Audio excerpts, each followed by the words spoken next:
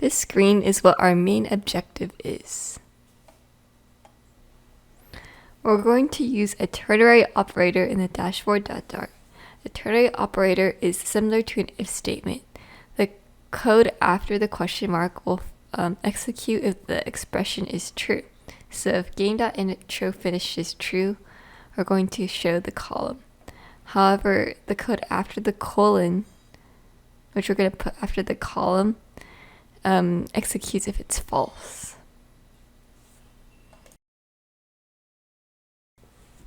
Now when we run our game, there is no text. Back in our intro.dart file, we're going to create a new class. This class will be called introBox and extends a TextBox component. The TextBox component is part of Flame.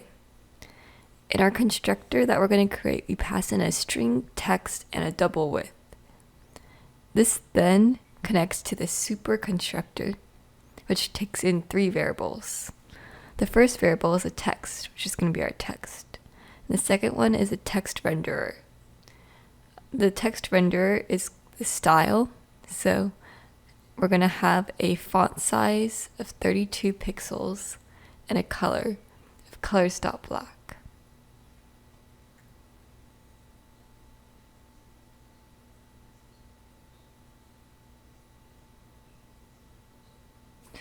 And the last variable that we're going to add is called boxConfig.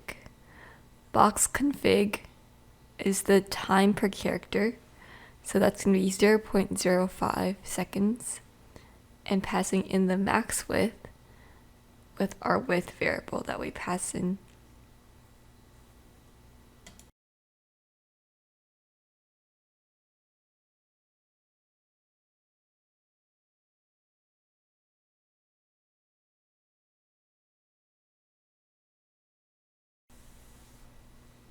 We're going to create a sprite component called dad, which we'll initialize later.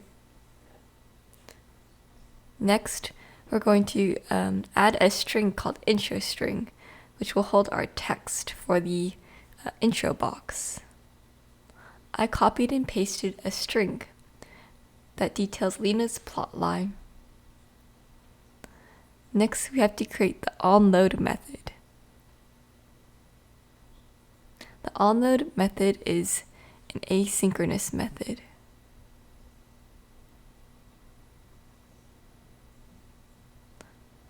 We have to add the intro box. The 2 variables of the intro box are the intro string, which we defined earlier, and the width, which I'm just going to use the size of the screen divided by 2.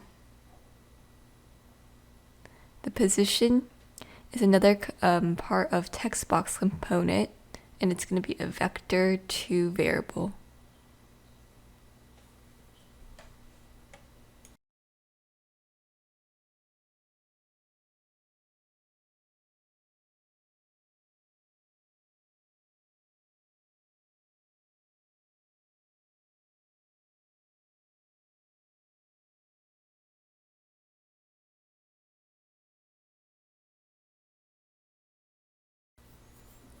Now when we reload our screen, the TextBoxComponent intro box is typed out, like a visual novel. Leena is trying to save her father by collecting all the magic crystals. In doing so, they'll power the ship and they can return home. Go to this site called carmori.jp/en to get the sprite for the dad.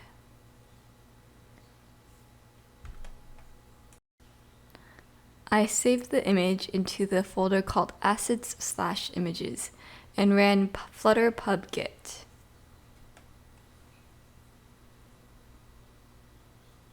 In our main.dart file, we're going to declare a variable called dadSprite.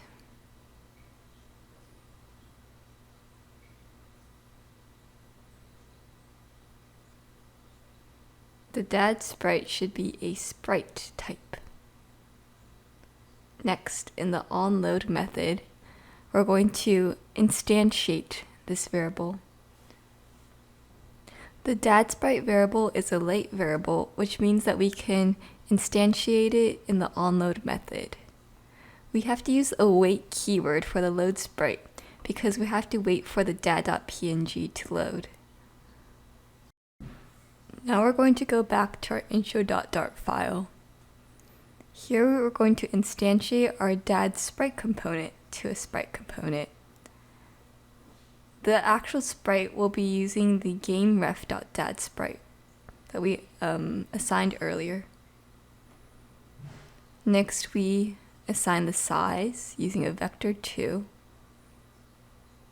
and also the position using a similar vector 2.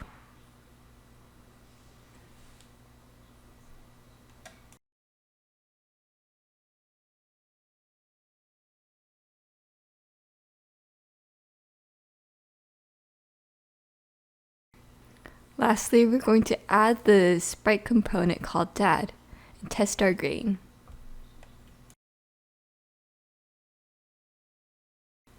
When we reload our game, we see the dad appear in the corner.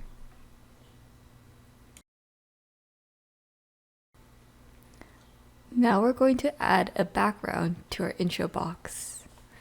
To do this, in our class called introBox, we're going to override a method that's called drawBackground.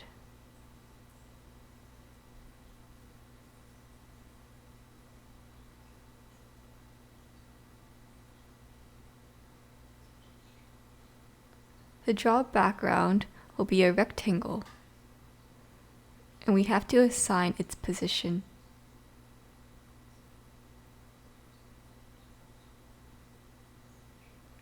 Next, we use our drawRect and assign its color. I like using the colors.white.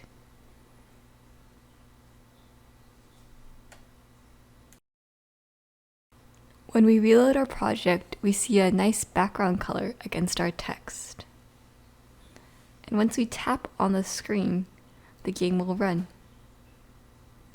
In the next video, I'm going to work on creating a U1 screen once we collect all of the crystals in our game.